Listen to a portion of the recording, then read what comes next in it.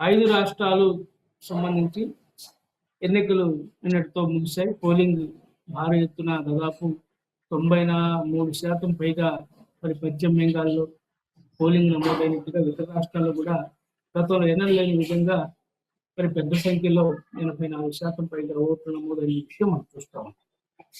అయితే మీరు చెప్పినట్లుగా 10 సంవత్సరాల తర్వాత కేరళలో మ్యాజిక్ ఫిగర్ ని దాటి 140 స్థానాలు కానీ 71 స్థానాలు వస్తే మ్యాజిక్ ఫిగర్ దాదాపు 75 నుంచి 90 స్థానాలు వచ్చే విధంగా ఈరోజు స్పష్టంగా ఈరోజు అర్థమవుతుంది. వన్ సైడ్ గా ఒక దాదాపు మరి 90 నుంచి 100 స్థానాల దాకా కూడా వచ్చే అవకాశం కనిపిస్తా ఉంది. కేరళలో ఈడీఎఫ్ ఘన విజయం సాధించబోతా ఉందని చెప్పి మీ ద్వారా తెలియజేస్తాను. అలాగే మనం చూసినట్లయితే ఈరోజు అస్సాంలో మరి బీజేపీనే మరి 3 పర్యాలు ముఖ్యమంత్రిగా అక్కడ పరిపాలన చేస్తున్న పరిస్థితి. మరి బిస్వంత్ శర్మ అక్కడ ఆ ఎన్నికల్లో మరి వాళ్ళు బీజేపీ వాళ్ళు వ్యూహాత్మక ముందుకెళ్ళినటువంటి పరిస్థితి కూడా మనం చూస్తాం. ఇకపోతే పశ్చిమ బెంగాల్ చూసుకున్నట్లయితే పశ్చిమ బెంగాల్లో మమతా బెనర్జీ వర్సెస్ మోడీ అమిత్ షా అన్న రీతిగా ఎలక్షన్ జరిగాయి. ఎందుకంటే 294 స్థానాలటువంటి వెస్ట్ బెంగాల్లో హోరాహోరీగా 2 విడతలు జరిగినటువంటి ఎన్నికల్లో బీజేపీ అధికార పక్షం పూర్తిగా మరి అధికారాన్ని అడ్డం పెట్టుకొని వాళ్ళు చేసినటువంటి అక్రమాలన్నీ కూడా చేసి మరి వాళ్ళు చావో రేవో అన్నట్టుగా తలపడినట్టుగా మనకు అర్థమవుతాం. ఎందుకంటే చూసాం ఎక్కడో యూపీలో బుల్డోజర్ ప్రభుత్వం నడుపుతున్నటువంటి యోగి ప్రభుత్వానికి సంబంధించినటువంటి అనేక మంది అధికారులు, సెంట్రల్ గవర్నమెంట్ అధికారులు, ఐఏఎస్ ఐపీఎస్ అధికారులు ఏంటంటే సాంప్రదాయబద్ధంగా ఇతర రాష్ట్రాల్లో ఎన్నికలు జరుగుతూ ఉంటే మరి కేంద్ర ప్రభుత్వం పరిశీలకులుగా ఎలక్షన్స్ ఎలా జరుగుతున్నాయి ఏంది అని కేవలం వాచ్ కోసం మరి ఐఏఎస్ ఐపీఎస్ అధికారులని నియమిస్తారు. అయితే అక్కడ ఒక ప్రత్యేకత ఈ ఎలక్షన్ లో జరిగింది.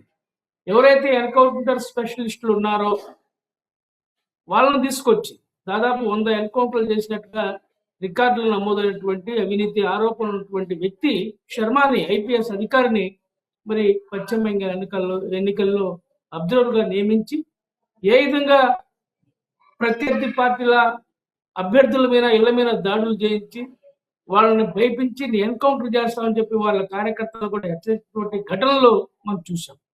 అలాగే అనేక పోలింగ్ బూత్ల ఆక్రమణ కోసం ఏ విధంగా రెచ్చిపోయారో చూసాం. సంఘ పరివార్ మొత్తం కూడా మరి గ్రామాల్లో దిగి, ఎందుకంటే వాళ్ళు వాస్తవంగా వాళ్ళు గ్రామీణ ప్రాంతాల్లో ఎక్కడ కూడా వాళ్ళకి పట్టులేదు. ఎందుకంటే సంస్థాగత నిర్మాణం అసలు బీజేపీకి అక్కడ లేనటువంటి పరిస్థితి. అయితే హిందుత్వాన్ని రెచ్చగొట్టి హిందూ ఓట్ల పోలరైజేషన్ కోసం మరి తీవ్రంగా ప్రయత్నం చేసినటువంటి పరిస్థితులు కూడా మనం చూస్తూ ఉన్నాం. సరే, ఏది ఏమైనా పశ్చిమ బెంగాల్లో మరి ఏ విధంగా 148 స్థానాల మ్యాజిక్ ఫిగర్ ఉంది కాబట్టి మరి ఎన్ని స్థానాల్లో ఎవరు గెలవబోతున్నారా ఏందనేది మనం చూస్తూ ఉన్నాం. అయితే నేను అనుకోవటం ఏదైనా బొటాబొటి మెజార్టీతో అయినా డెఫినెట్ గా ఈ మమతా బెనర్జీ గారు ఆ ఎన్నికల్లో గెలవబోతున్నారు అనేది నాకున్నటువంటి సమాచారం. అయితే కాంగ్రెస్ పార్టీ పరిస్థితి మీకు తెలుసు. అక్కడ కాంగ్రెస్ పార్టీ ఒంటరిగా పోటీ చేసినటువంటి పరిస్థితి. ఎందుకంటే ఏ రాజకీయ పార్టీతో కూడా అక్కడ సంబంధాలు పెట్టుకోకుండా, ఎందుకంటే సీట్లు పంపుకోవాలి. అలాగే ఇక్కడ స్థానిక నాయకత్వం మాకున్నటువంటి ఇబ్బందులు, కాంగ్రెస్ తోటి అలాగే టీఎంసీ తోటి ఇతర పక్షాలతో ఉన్నటువంటి ఇబ్బందుల దృష్ట్యా అక్కడ మేము స్వతంత్రంగా ఆ యొక్క పిసిసి యొక్క విజ్ఞప్తి మేరకు, ఆ రాష్ట్ర పిసిసి విజ్ఞప్తి మేరకు మరి కాంగ్రెస్ పార్టీ ఏఐసిసి నిర్ణయం తీసుకుంది. మేము కూడా గతంలో కంటే మిన్నగా అక్కడ అధిక సంఖ్యలో సీట్లు సాధించబోతున్నాం అని చెప్పి మీ ద్వారా తెలియజేస్తాము.